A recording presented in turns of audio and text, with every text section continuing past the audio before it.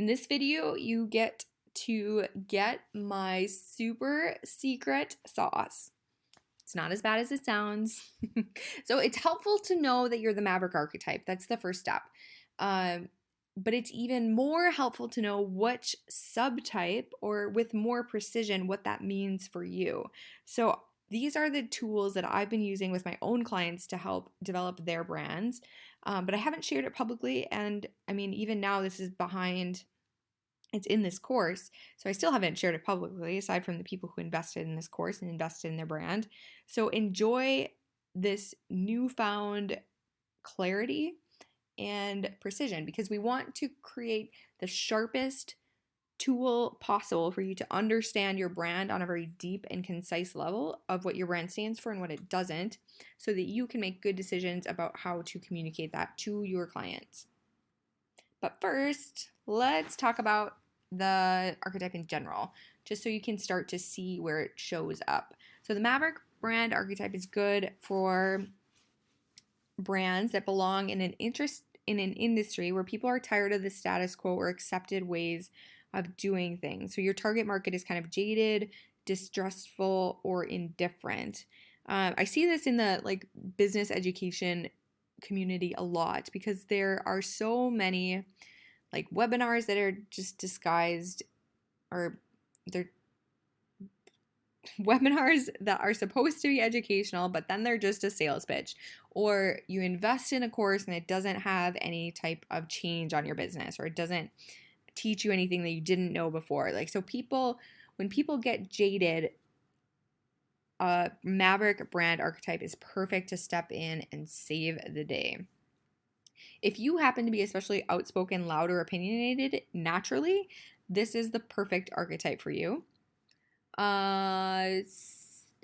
Similarly, so if you have customers or employees or both who feel very disaffiliated from society, so perhaps you're just not standard. Appearance wise, I'm just thinking if you have blue hair and piercings and a nose ring and tattoos, this brand archetype might work really well for you, because you're living that brand out loud in your appearance. If you sell products that destroy something, literally or virtually, or are genuinely revolutionary, this is the perfect archetype for you. You are, in a sense, the destroyer, and that's not a bad thing, because by you taking down the things that aren't working, it makes room for new things, better things. If you happen to retain values that are contradictory to the existing prevailing values, works really well for you. If you happen to have products that aren't very good for people, this actually is kind of a funny funny thing to me, because if you sell things that are kind of taboo or actually harmful, so cigarettes or alcohol, or I'm trying to think of what else, things like that generally aren't good for you, you can have this Maverick brand archetype and be like, well, who the hell cares? I don't care if I'm not good for you. It still feels good type of mentality. It works for that. If you work with industries or associate yourself with ideas like sex, alcohol, or social change, things that are not generally 100% accepted yet, or perhaps are a little bit taboo, this archetype also works well for you. Mostly if you're just trying to affect change, though. If you want to change the way that the world works because it's not working, then this is the best archetype for you, whether it's your primary archetype or your secondary archetype. All right, so let's talk about the subtypes. There is the Vigilante, am I saying that correctly? Liberator, and Provocateur. The first subtype is the Vigilante. So taking matters into your own hands. Typically, this word is used to describe somebody who takes justice into their own hands. So it has a negative connotation of people punishing others, but it doesn't have to be that way. So think about Uber, who completely disrupts the the taxi industry by taking matters into their own hands, seeing that something wasn't working and going rogue and doing their own thing outside of the regular way of doing things. So, what change can you affect if you do things differently than what is expected or what is even like accepted by society? How can you promote change on the fringes of society or the fringes of the rules? Next is the Liberator. So, attacking a system of oppression that isn't working, leading a revolution. This also works for liberating yourself of like bad thoughts, beliefs, or feelings. So, it's not always about social change, it might just be about personal change.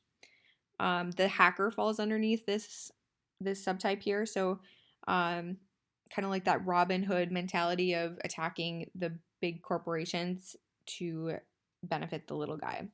The cultural context. Oh, let me go back real quick. So the vigilante, the cultural context question that you can ask yourself. I think I already said that. Awesome. Sorry, guys. All right.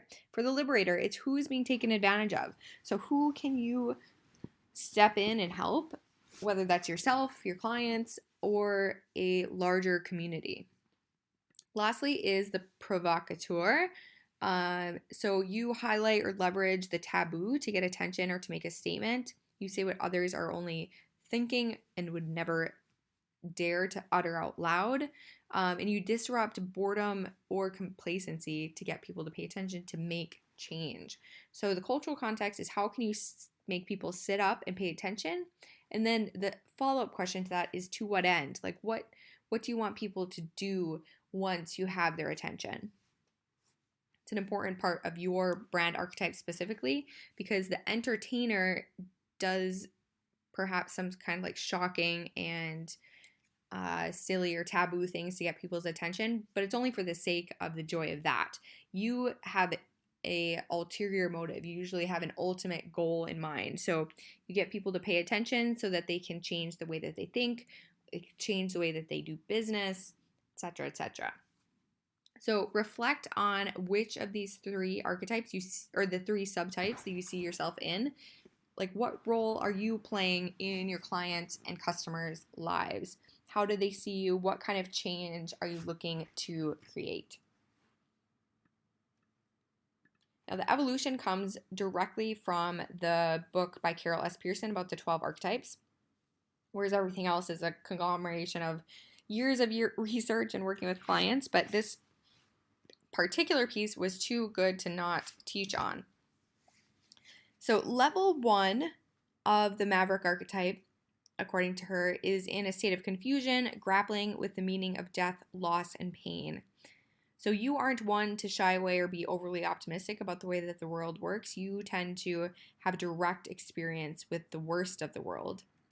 Level 2 is acceptance of mortality, loss, and relative powerlessness. And then level 3 is the ability to let go of anything that no longer supports your values, life, and growth, or that of others. So none of these are necessarily better or worse than the other, but it just, again, it helps create some precision in the way that you see your brand. So reflect in your guidebook about which subtype that you are and which level of evolution that you think that you're at.